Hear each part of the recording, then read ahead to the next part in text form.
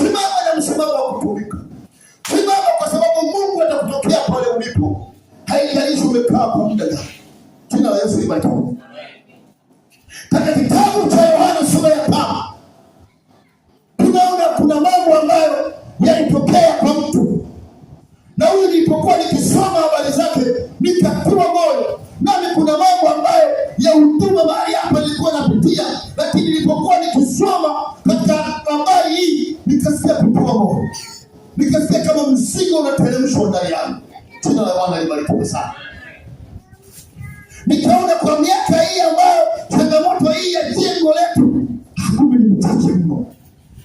Kumbe ni mchache mno. Kumbe ni jaribu dogo mno. Kumbe ni mambo madogo mno. Kuna watu walipitia wakati ambao ni mgumu mno. Jina la Bwana libarikiwe. Kitabu cha Yohana sura ile ya 5. Tutasoma pale kwa haraka sana. Yohana sura ya 5.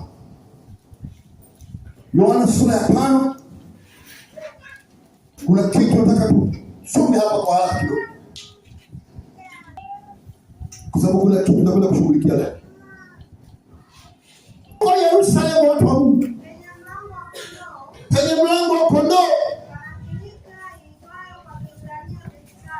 Panayo milika iitwayo Kiebrania Bethesda. Nayo ina matao matano. Ndani ya hayo matao matano anasema jamii kubwa ya wagonjwa walikuwemo humo, vipofu na viwete. Anasema na hao waliopooza. Hao watu walikuwa wakingoja maji yatenguliwe. Kwa maana kuna wakati ambao malaika hushuka akaingia katika hiyo birika au kisima, anatibua yale maji. Yeye aliyeingia wa kwanza baada ya maji kutibuliwa, huyo aliponya ugonjwa wake wote ambao alikuwa akipitia. Ndio.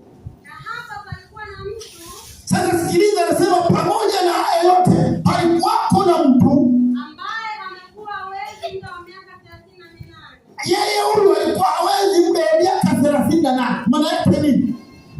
Pamoja na hao wengine wote